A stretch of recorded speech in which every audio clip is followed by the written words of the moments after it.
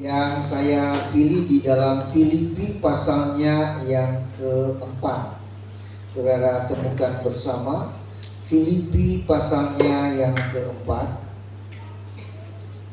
Kita akan baca dua ayat di sana, yaitu di ayatnya yang ke-19 dan ayatnya yang ke-20. Filipi pasal 4 ayat 19 dan 20. Jika jemaat sudah menemukannya, dapat bangkit berdiri.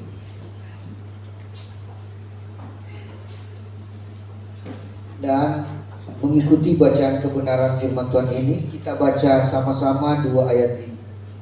Yang sudah dapat, katakan amin. 1, 2, 3. Allahku akan memenuhi segala keperluanmu menurut kekayaan dan kemuliaan dalam Kristus Yesus. Dimuliakanlah Allah dan Bapa kita selama-lamanya. Amin. Puji Tuhan. Silakan duduk. Bapak Ibu Saudara yang dikasihi oleh Tuhan, kita melihat bahwa Rasul Paulus ini dia memberikan doa dan dia menyampaikan bukan dengan apa yang dia bisa berikan kepada jemaat Tuhan yang ada. Tetapi di sini kita melihat bahwa Rasul Paulus mengatakan bahwa Allahnya, Allahku. Dia katakan di sini bahwa Allahku, Allah saudara, Allah jemaat Tuhan yang ada di Filipi, Allah lah yang akan memenuhi segala keperluanmu menurut segala keperluanmu menurut kekayaan dan kemuliaannya dalam Kristus Yesus. Kalau Rasul Paulus menggunakan kalimat yaitu dia akan memenuhi keperluan jemaat menurut salah satu tokoh manusia yang ada, apakah itu pembesar negeri, apakah itu raja atau imam atau Rasul Paulus sendiri, berarti keperluan yang akan kita terima yaitu terbatas. Karena sang pemberi juga adalah pemberi yang terbatas kalau itu dari manusia. Tetapi ini pemberinya dari satu pribadi yang tidak terbatas, yaitu Allah. Dan Rasul Paulus mengatakan ini, Allah akan memenuhi segala keperluanmu menurut kekayaan dan kemuliaan dalam Kristus Yesus. Nah, saudara sudah mengalami ini atau belum? Atau baru separuh? Nah, mari kita melihat sebenarnya ini adalah janji Tuhan yang lebih kuat lagi. Lebih kuat lagi daripada apa yang dialami oleh umat-umat Tuhan di zaman perjanjian lama yang ada. Kalau di zaman perjanjian lama sepertinya Tuhan memenuhi segala keperluan umat-umat hanya pada satu bangsa saja. Pada satu bangsa saja. Tapi sebenarnya kita melihat siapapun yang percaya kepada Allah dan menaruh harap kepadanya, pribadi itu juga akan mengalami hal yang dijanjikan. Dan Tuhan tidak pernah ingkar janji. Apa yang dia janjikan semua akan dia tepati. Tapi bagaimana supaya kita dapat memperoleh akan janji Tuhan ini? Nah, coba kita lihat dulu di dalam Yosua pasalnya yang ke-21 ayatnya yang ke-45. Yosua pasalnya yang ke-21. Kita lihat ada satu bangsa yang mengalami ini, hal yang luar biasa. Yosua 21 ayatnya yang terakhir, ayat 45. Sudah dapat? Mari kita baca bersama. Kiranya ini dapat meneguhkan iman kita. 1, 2, 3. Dari segala yang baik yang dijanjikan Tuhan kepada kaum Israel, tidak ada yang tidak dipenuhi. Semuanya apa? Semuanya terpenuhi. Nah, saudara, kita melihat di sini ada satu bangsa yang klaim bahwa janji Tuhan kepada mereka semuanya terpenuhi. Dan Tuhan tidak pernah ingkar janji di sini.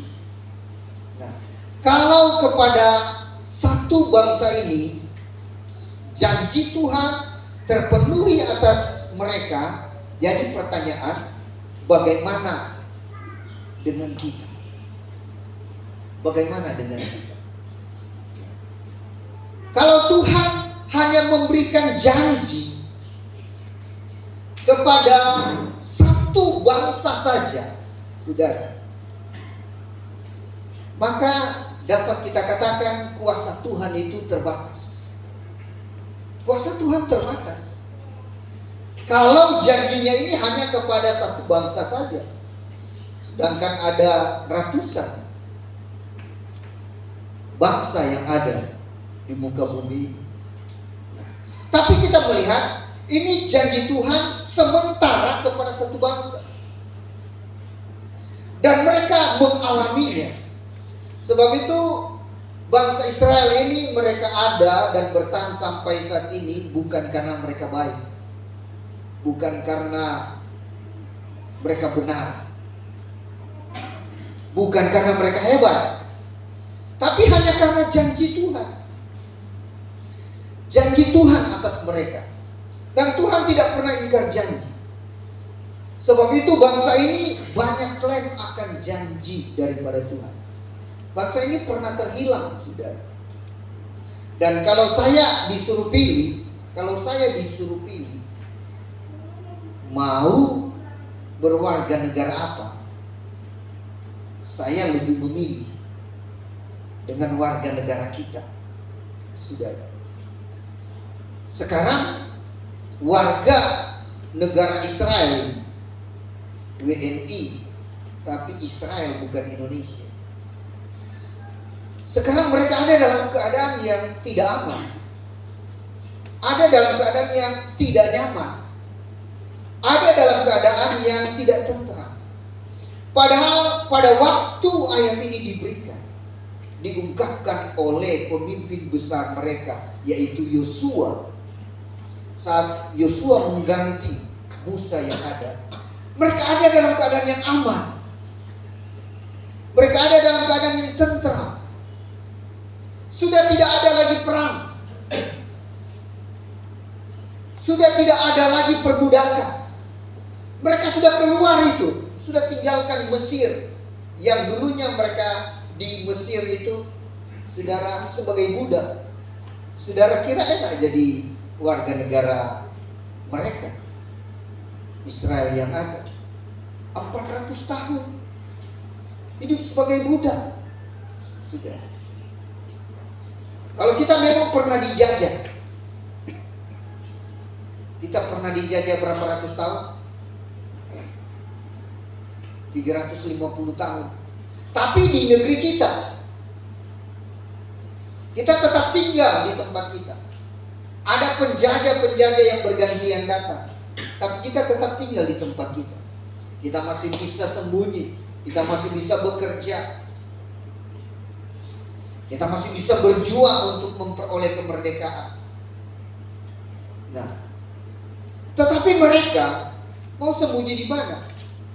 Tinggal di negeri orang, di Mesir. Apa yang mereka kerjakan itu hanyalah untuk dipersembahkan kepada kerajaan Mesir. Mereka hanya pekerja-pekerja saja, dan syukur dapat makan, syukur dapat upah yang terukur. Tapi mereka sudah melewati itu. Mereka melewati padang gurun. Kemudian mereka sampai di tanah yang dijanjikan oleh Tuhan. Dan benar, tanah yang dijanjikan oleh oleh Tuhan ini benar-benar mereka menikmatinya. Mereka sudah melewati beberapa peperangan yang ada. Kesulitan-kesulitan mereka sudah lewati. Dan akhirnya Yosua diajak umat Tuhan. Dia mengingatkan, dia berkata, dari segala yang baik yang dijanjikan Tuhan kepada kaum Israel, tidak ada yang tidak dipenuhi. Tidak ada yang tidak dipenuhi. Semuanya terpenuhi. Puji Tuhan. Tapi sekarang sudah, apakah ini masih ada dalam keadaan mereka? Apalagi sekarang sedang ada konflik ya, sedang ada perang, tidak bisa tidur. Kita bersyukur kita masih bisa tidur. Nah, kalau begitu bagaimana dengan janji Tuhan? Mereka kan mendapatkan janji yang luar biasa dari Tuhan. Bagaimana dengan kita? Apakah hanya mereka? Kita juga. Memang saudara, pemazmur berkata ini yang mereka klaim tentang janji Tuhan. Mereka pegang janji Tuhan. Dalam Mazmur pasalnya yang ke-12 ayat 7, tentang janji Tuhan dia umpamakan seperti perak yang dimurnikan. Mazmur 12 ayat 7, janji Tuhan adalah janji yang murni, bagaikan perak yang teruji dalam dapur peleburan di tanah itu 7 kali. 7 kali dimurnikan dalam dapur peleburan di tanah. Saudara, dimurnikan 7 kali. Benar-benar murni janji Tuhan. Itu yang Yosua katakan tadi. Segala janji Tuhan, tidak ada yang Tuhan tidak penuhi. Tidak ada yang Tuhan tidak tepati. Semuanya dia tepati. Semuanya dia penuhi. Nah, apakah kita kalah dengan mereka? Apakah janji Tuhan hanya untuk mereka saja? Tidak, saudara. Janji Tuhan bagi semua orang yang mau percaya kepadanya. Percaya kepada Tuhan. Sekarang kita lihat dulu, kita juga akan terhisap di dalam janji Tuhan ini. Dan kita semua dapat klaim akan janji Tuhan bagi kita. Mari kita lihat dulu, kita juga terhisap di dalam janji Tuhan ini kepada Abraham, Ishak, dan Yakub. Mari kita lihat Galatia pasal 3 ayatnya yang ke-26.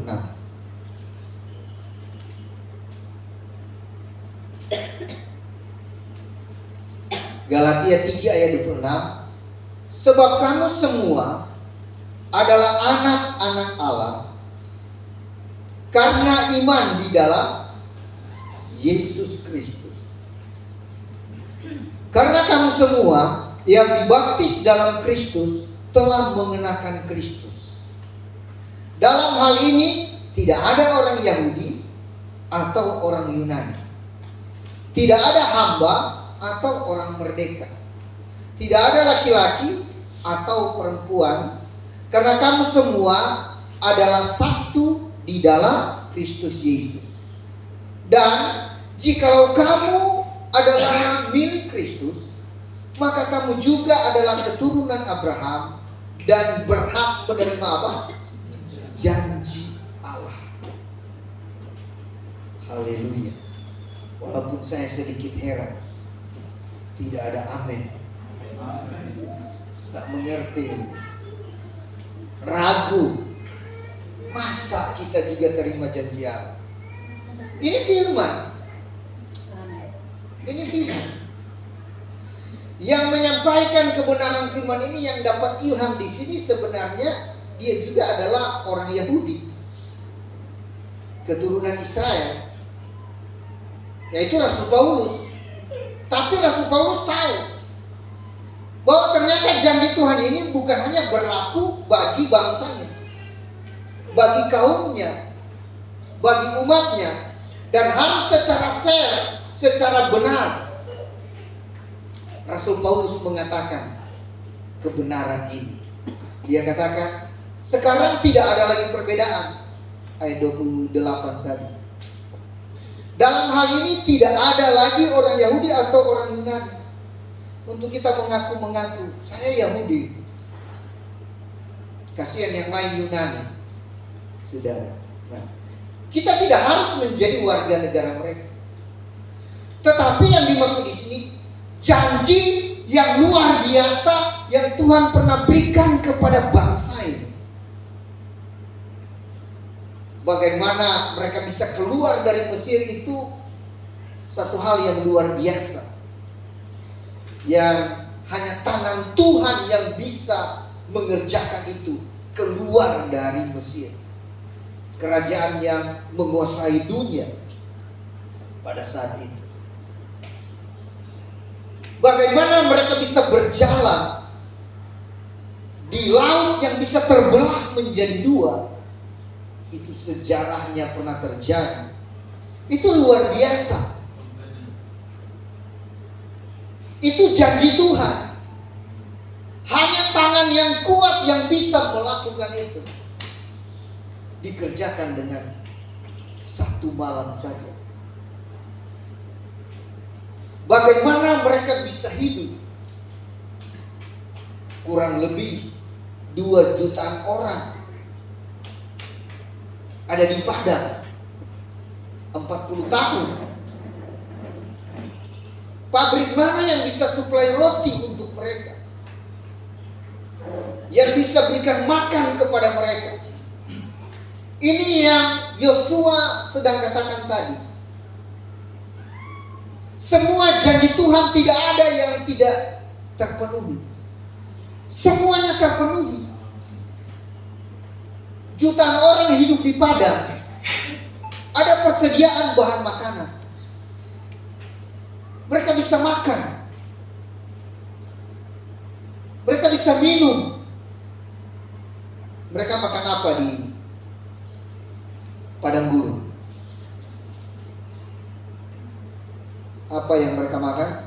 Pada waktu bekal persediaan mereka bawa dari Mesir, persediaan mereka sudah habis di padang gurun.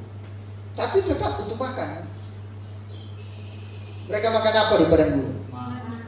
Mana? Roti surga. Yang turun dari mana? Ada supply dari negara-negara lain yang bantu mereka bawa makan? Atau tidak? Tidak ada. Tapi bentuk pemeliharaan Tuhan bagi mereka seperti ada mana yang turun dari langit.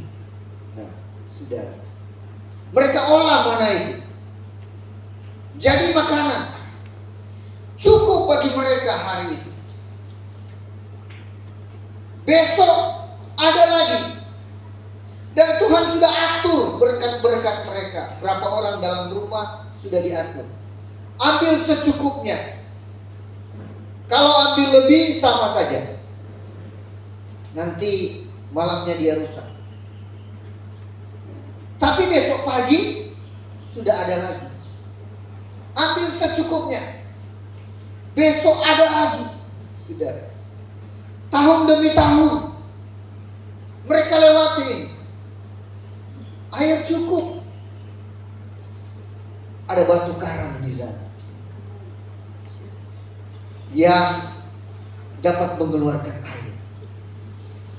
Mereka sempat bosan, ingin makan daging. Saudara, ada burung puyuh yang datang, terhampar di padang, di perkemahan mereka. Mereka ambil, mereka nikmati. Pantas Yosua berkata, segala janji Tuhan semuanya terpenuhi. Keluar dari perbudakan. Mereka ada di sana. Dan Yosua adalah salah satu dari 12 pengintai yang ada. Saudara. Dan pada waktu Mereka pulang dari intayan, dikatakan mereka bawa bahan makanan yang ada di sana, sampai diberikan contoh anggur mereka satu tandan itu sampai harus 2 orang yang pikul.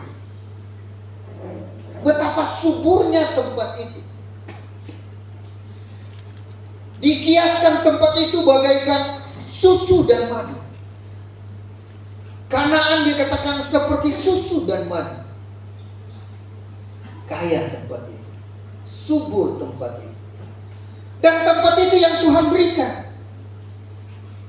Tuhan berikan kepada mereka tempat yang subur. Satu kali saya ikut seminar dari seorang purnawirawan Polri. Dia pensiun dengan 3 bintang. Dan dia kasih seminar. Seminarnya dia bilang bahwa suatu saat bahan bakar dunia akan habis. Dia katakan, suatu saat bahan bakar dunia akan habis. Kenapa? Karena yang dipakai nanti, BBM yang dipakai nanti lebih banyak dari yang ditemukan di dalam tanah. Sekarang negara Timur Tengah masih kaya dengan minyak. Jual minyak mereka menjadi cukup untuk kebutuhan mereka. Tapi pemateri ini dia bilang suatu saat bahan bakar dunia akan habis. Karena seluruh dunia pakai. Kita saja Pertamina kita di Rote habis-habis kan. Habis-habis persediaannya. Karena tidak bisa disuplai terus. Sudah ada batasan yang diukur. Dan pada waktu dunia kehabisan bahan bakar BBM yang ada satu negara yang sedang mempersiapkan. Katanya menurut pemateri ini disebut Amerika. Amerika, walaupun mereka mungkin tidak punya tambang minyak atau banyak dapat dari negara lain, tapi mereka punya persediaan untuk 50 tahun ke depan. Saudara, negara lain bisa habis bahan bakar, tapi perkiraan mereka, peneliti ini dia katakan, negara ini masih punya persiapan untuk 50 tahun ke depan. Saudara bayangkan, mereka bisa punya persiapan ini. 50 tahun ke depan negara lain sudah habis minyak, tapi negara ini masih punya suku cadang BBM mereka sampai 50 tahun ke depan. Dia lanjut, dia katakan, tapi dengarkan, Israel punya persiapan bisa 2000 tahun ke depan di bawah tanah mereka. Mungkin mereka tidak cepat-cepat jual karena mereka cukup dengan kebutuhan mereka, tapi kekayaan mereka itu ada di bawah tanah mereka. Menurut pemateri ini cukup untuk ribuan tahun ke depan saat negara lain kehabisan. Saudara, maka benarlah Yosua berkata, segala yang dijanjikan Tuhan terpenuhi. Tempat ini adalah susu dan madu. Susu dan madu punya bahasa kiasan yaitu kelimpahan. Ada di dalam kelimpahan. Tuhan jaminkan, Tuhan adakan. Dan apakah kita akan cemburu dengan hal itu? Tidak. Paulus sudah mengatakan bahwa sekarang tidak ada perbedaan lagi.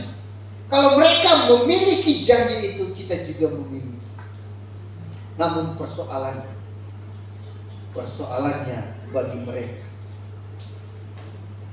mereka menolak Tuhan. Nenek moyang mereka menyalibkan Yesus yang adalah Tuhan, yang datang untuk menolong mereka. Mereka salibkan. Pada waktu mereka salibkan, dengan bersumpah, mereka bersumpah, biarlah darahnya ditanggungkan kepada kami dan kepada anak cucu kami. Darah daripada Kristus tertanggung kepada mereka. Akhirnya mereka tumpah darah terus sampai sekarang karena darahnya. Mereka katakan, biarlah darahnya tertanggung atas kami. Dan negara mereka hancur. Hancur. Lari ke negara-negara lain, ke benua-benua lain. Sempat hilang bangsa ini. Saya kira sudah tidak akan muncul lagi. 1900 tahun hilang. Bangsa ini tidak ada. Orangnya ada. Orangnya ada. Tapi nama bangsanya sudah tidak ada. Saudara mau jadi warga negara ini? Sempat hidup di negeri orang? Sudah tidak ada bangsa. Tetapi karena janji Tuhan, baru mereka dapat terkumpul lagi dari segala penjuru, dan mereka buat lagi satu bangsa ini ada lagi. Bukan karena mereka baik, cuma karena Tuhan yang baik. Tuhan yang baik, yang tidak pernah ingkar janji. Karena janjinya itu sangat teruji, bagaikan perak yang dimurnikan 7 kali dalam dapur peleburan di tanah. Saat mereka sadar dan mau baik-baik lagi, Tuhan memang baik. Tuhan buka tangan bagi mereka, dan mereka baru merdeka lagi 1947.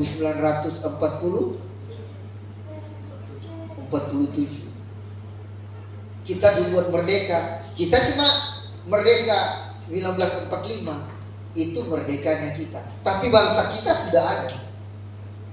Tetap ada. Mereka baru ada, baru terbentuk lagi.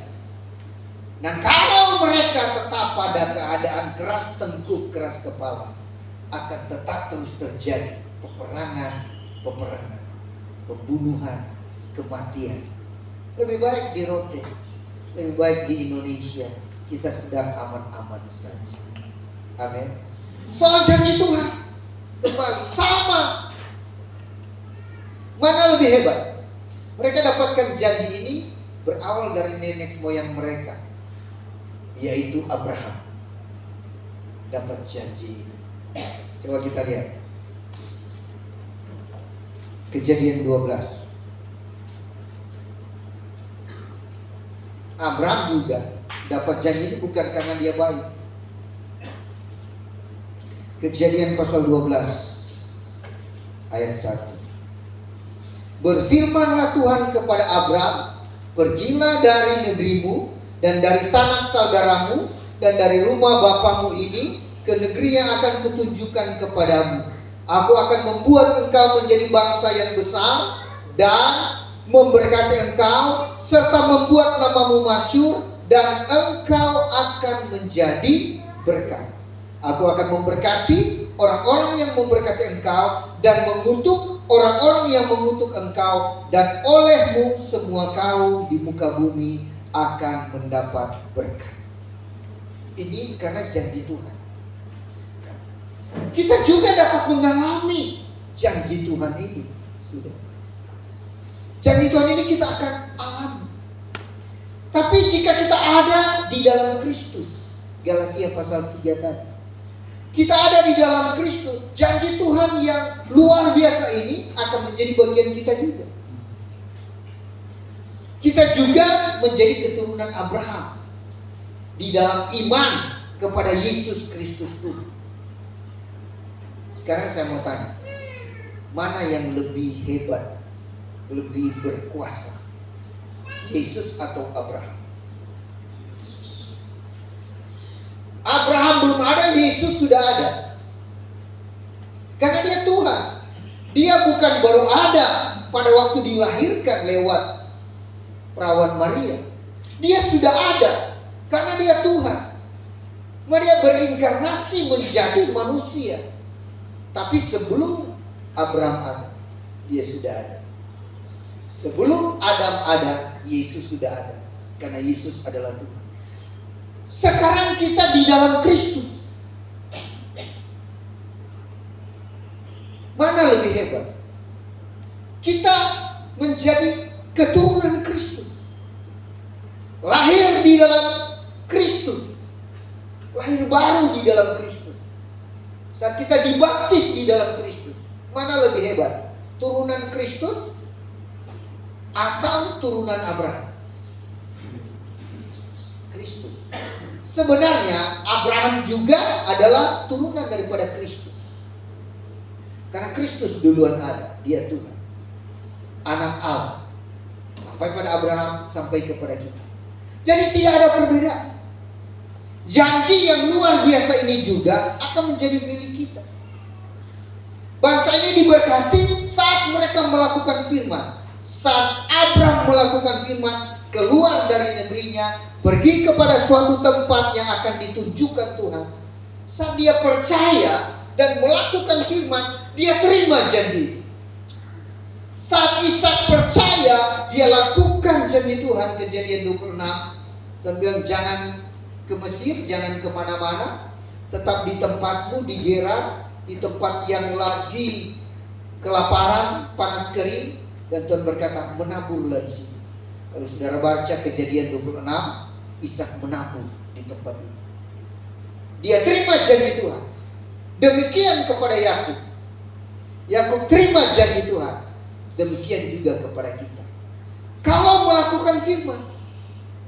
Tapi kalau tidak melakukan firman, sudah, maka janji itu tidak akan terjadi. Mari kita lihat Ulangan 28. Ulangan pasal 28 ayat 1. Sama saudara, hanya kalau kita melakukan firman, kita terima janji itu. Tapi kalau tidak melakukan firman, dengarkan, Tuhan bisa ambil kembali apa yang dia berikan. Berkat, kita bicara berkat. Ulangan 28 ayat 1.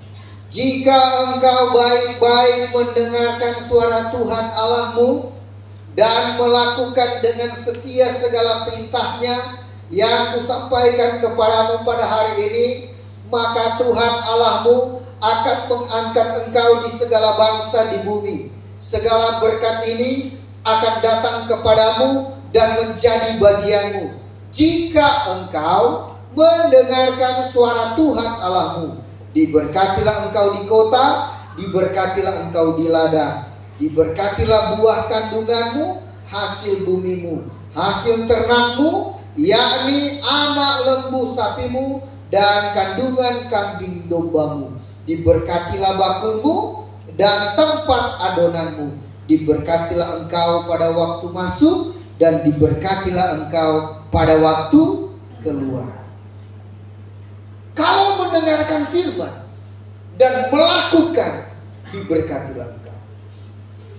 Ini janji Tuhan pada bangsa Israel mula-mula. Tapi janji Tuhan ini juga berlaku bagi kita. Tapi ayat 15, kita tidak boleh hanya memilih-milih ayat. Ayat 15 dari Ulangan 28, ini tentang kutuk. Tetapi jika engkau tidak mendengarkan suara Tuhan Allahmu dan tidak melakukan dengan setia segala perintah dan ketetapannya yang kusampaikan kepadamu pada hari ini, maka segala kutuk ini akan datang kepadamu dan mencapai engkau. Terkutuklah engkau di kota dan terkutuklah engkau di ladang. Terkutuklah bakulmu dan tempat adonanmu. Terkutuklah buah kandunganmu, hasil bumimu, anak lembu sapimu dan kandungan kambing dombamu. Terkutuklah engkau pada waktu masuk dan terkutuklah engkau pada waktu keluar. Ini terjadi atas bangsa Israel juga. Mereka pernah mengalami musibah-musibah.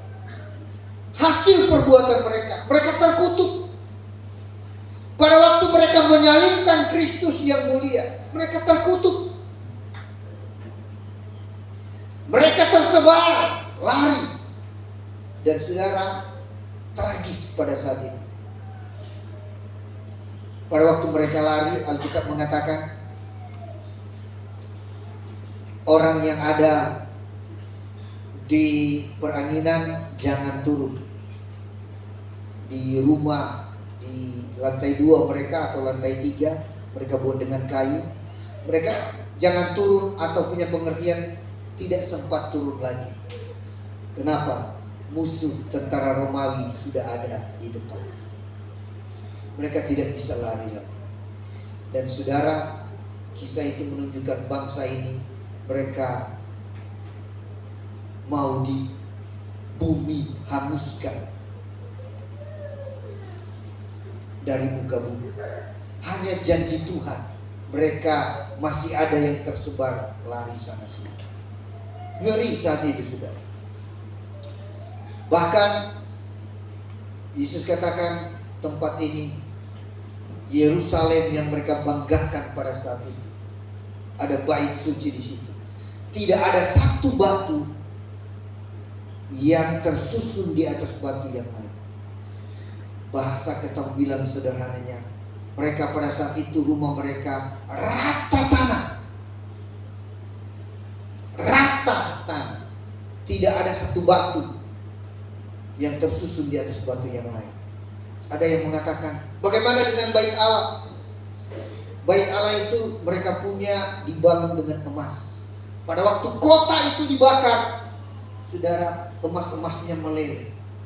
Jadi emas yang meleleh yang ada di atas batu satu dengan yang lain itu dihamburkan oleh tentara musuh. Mereka bongkar batu itu karena mau ambil emas-emas yang meleleh yang ada di celah-celah batu. Maka benar Yesus katakan, bait Allah ini akan hancur. Tidak ada satu batu yang terletak tersusun di atas batu yang lain. Ibu-ibu yang hamil, pada waktu mereka lari dalam keadaan hamil, kisah itu dikatakan perut mereka dibelah. Karena pikir mereka lari bawa harta yang disimpan di dalam perut, itu dibelah. Benar-benar penghukuman terjadi atas mereka. Tapi kalau mereka sadar dan balik lagi, diberkatilah, diberkatilah, dan diberkatilah. Sebab itu Paulus katakan, segala yang Tuhan berikan, janjikan. Di ayat pokok kita baca lagi. Saya teguhkan kembali dengan ayat ini. Filipi pasal 4 ayat 19. Allahku akan memenuhi segala keperluan menurut kekayaan dan kemuliaannya dalam siapa? Dalam Kristus Yesus. Kalau saudara melihat janji Tuhan yang luar biasa pernah terjadi kepada bangsa Israel, janji Tuhan yang luar biasa itu juga akan terjadi kepada saya dan saudara kalau kita ada di dalam Kristus Yesus. Nah, bahkan saudara, ada ayat yang luar biasa yang saya lihat di sini. Saudara, orang-orang dalam mengagumi Yesus, mereka pernah berkata begini dalam Matius pasal 12. Yesus, ibumu dan saudara-saudaramu ada di luar. Ada di luar. Itu ibu kandung Maria. Dan itu saudara-saudara kandungmu yang lahir juga dari rahim Maria. Ada Yakobus di sana, ada Moses di sana, dan yang lain-lain. Nah, itu adik-adik daripada Yesus katanya. Karena Yesus duluan lahir. Nah, Yesus waktu lahir Maria dalam keadaan perawan. Sesudah itu Maria juga masih hidup suami istri dengan Yusuf dan mendapatkan Yakobus dan yang lain-lain. Nah, pada waktu mereka berkata, Yesus, ibumu dan saudara-saudaramu ada di luar. Yang luar biasa, Yesus jawab seperti ini. Matius pasalnya yang ke-12, coba kita lihat. Ayatnya yang ke-49.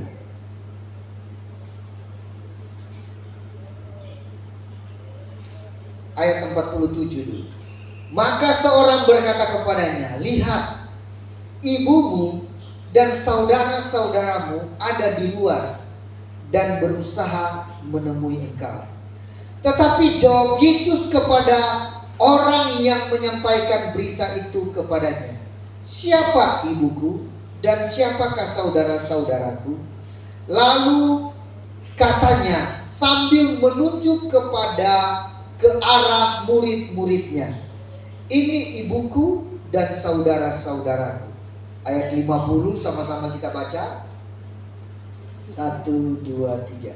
Sebab siapapun yang melakukan kehendak Bapakku di surga, dialah saudaraku laki-laki, dialah saudaraku perempuan, dialah ibuku. Yesus sendiri melakukan. Dia mengatakan seperti ini, bahwa saudara, kalau kita ada di dalam Tuhan, kita mendengarkan firman, melakukan firman, kita bukan orang jauh. Bukan orang jauh dengan Yesus. Kita menjadi orang-orang yang dekat. Kita menjadi orang-orang yang spesial. Seperti Maria spesial di hati Yesus. Seperti saudara-saudaranya Yakobus dan yang lain-lain itu spesial, dekat dengan Yesus. Maka Yesus tidak pilih kasih. Yesus mengatakan juga, siapapun, termasuk kita yang ada pada saat ini, siapapun kita, jika kita melakukan firman Tuhan, maka kita terhisap keluarga daripada Kristus. Yesus berkata, sebab siapapun yang melakukan kehendak Bapakku di surga, dialah saudaraku laki-laki, dialah saudaraku perempuan, dialah ibuku. Sebab itu firman Allah datang. Paulus menyadari hal ini dan Paulus sampaikan, Allahku akan memenuhi segala keperluanmu menurut kekayaan dan kemuliaannya dalam Kristus Yesus. Kenapa? Karena kita sudah terhisap sebagai keluarganya Allah. Bukan hanya mereka, bangsa itu yang klaim bahwa mereka adalah bangsa yang terpilih. Kita juga adalah umat yang terpilih. Umat kepunyaan Allah sendiri. Karena kita ada di dalam Tuhan. Sebab itu jangan takut kalau kita ada di dalam Tuhan. Dan kita akan melihat saudara, kalau kita ada di dalam Tuhan, bagaimana pemeliharaan Tuhan itu luar biasa. Saya sudah katakan tadi. Ada kebutuhan di padang pun Tuhan bisa berikan mana dari surga. Ada kebutuhan di padang pun Tuhan bisa berikan daging-daging burung puyuh yang ada. Ada jalan buntu, Tuhan bisa buka jalan. Saya ringkaskan saudara, arti mana ini? Mana ini adalah berkat yang tersembunyi, berkat yang rahasia, berkat yang tak terduga. Dan Tuhan akan adakan. Kalau Tuhan bisa buat kepada satu bangsa, Dia juga bisa buat bagi saya dan saudara. Mari kita percaya seperti Paulus katakan, Allahku akan memenuhi segala keperluanmu menurut kekayaan dan kemuliaannya dalam Kristus Yesus. Tuhan menolong, Tuhan memberkati. Haleluya. Terima kasih.